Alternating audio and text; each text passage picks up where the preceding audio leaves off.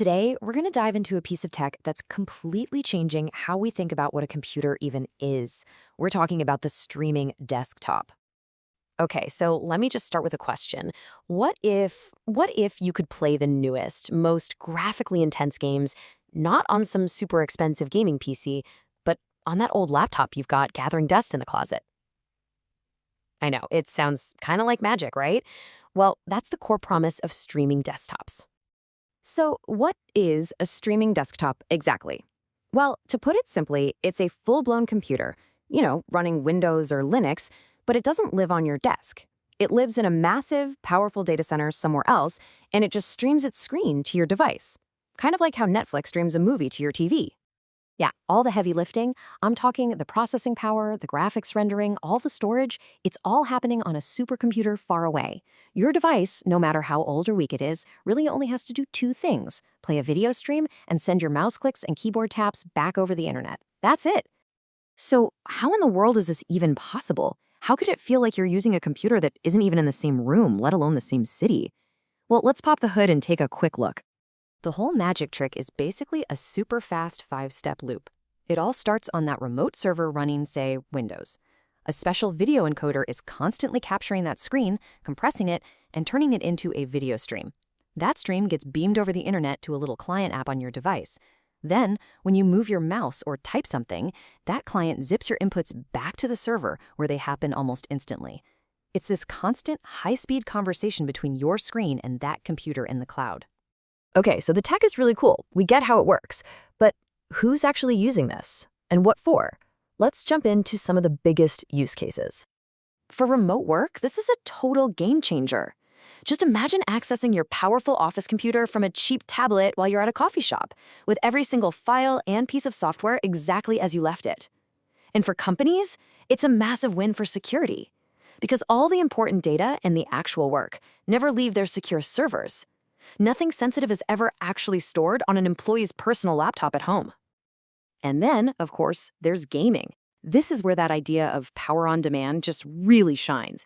You can play the absolute latest, most beautiful, graphically demanding games on a MacBook or a budget laptop because the real graphics card is a beast that lives in the cloud. And maybe the best part? Forget about those 100-gigabyte downloads that take all night. The games are already installed and patched on the remote machine, ready for you to just click and play. Developers are getting a huge boost from this too. A company can build one single, perfect pre-configured coding setup, and then just give every new developer instant access to it. Gone are the days of spending a week just setting up a new computer. Plus, they can tap into unbelievable amounts of power for heavy tasks, like compiling code, without having to buy every single developer a $5,000 workstation. All right, now that we see just how powerful this can be, let's take a look at the companies actually making it all happen. You've got a few big players out there, and each one is kind of targeting a different crowd. So first up, for all you gamers and creative pros out there, there's a service called Shadow PC. Their entire reason for being is to deliver raw performance and super low latency, two things that are absolutely non-negotiable for those jobs. The thing that really makes Shadow stand out is that they give you a dedicated GPU. Unlike some other services, Shadow guarantees you have serious graphics horsepower all to yourself, which is just essential for gaming or heavy video editing. Their whole network is basically built from the ground up to minimize that tiny delay between when you click and when you see the result on screen. Now, let's shift gears completely over to the corporate world. Here, you've got Microsoft's big play, which is called Windows 365. This is all about giving businesses a familiar, secure Windows computer that you can access from any device anywhere. The name of the game here is business productivity. It's a persistent cloud PC, which just means your desktop is always on and waiting for you exactly how you left it. And of course, being a Microsoft product, it's deeply integrated with all the Microsoft 365 apps, which makes it a really easy choice for companies already using that stuff. This chart here gives you a really great bird's eye view of the whole market. Just look at a couple of key lines. See the GPU row? For business tools like Windows 365, a graphics card is optional, but for Shadow, that dedicated GPU is the whole point. Now look down at latency. You can see the gaming services, Shadow and Parsec, are obsessed with getting that number as low as possible, while the enterprise ones care more about just being stable and reliable. So everything we've talked about so far is a full desktop replacement. But, what if you don't need a whole computer? What if you're just trying to, say, securely manage a bunch of different online accounts? A full streaming desktop is probably overkill. And that's where a more focused tool comes in, the cloud browser. Yeah, the difference is pretty simple when you break it down. A streaming desktop gives you a whole operating system to replace your workstation. A cloud browser, on the other hand, it just gives you separate, isolated browser windows running in the cloud. It's perfect for managing different social media accounts or keeping your browsing private. It's way simpler, way cheaper, and there's basically no setup. It's really all about picking the right tool for the job.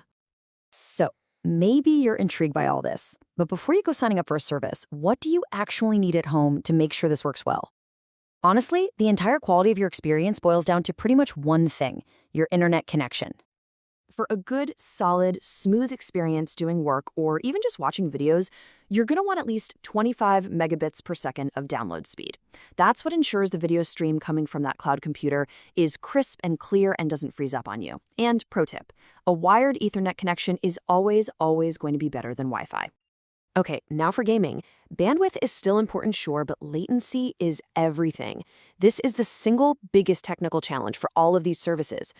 Latency is just the time delay between you moving your mouse and the server reacting to it.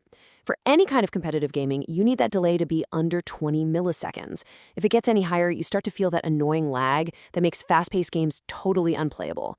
And that's why these companies build data centers all over the world, to get that server physically as close to you as they possibly can. When you boil it all down, it comes back to this one really powerful idea: separating the software you use from the hardware that runs it. This technology literally transforms any screen you own, whether it's a cheap tablet or a 10-year-old laptop, into a window to an unbelievably powerful computer. And that kind of leaves us with a pretty wild question to think about.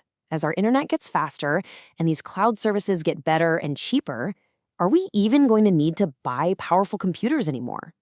Is your next computer not going to be a box on your desk at all, but just a subscription to a service in the cloud? It's definitely something to think about. Thanks for tuning in.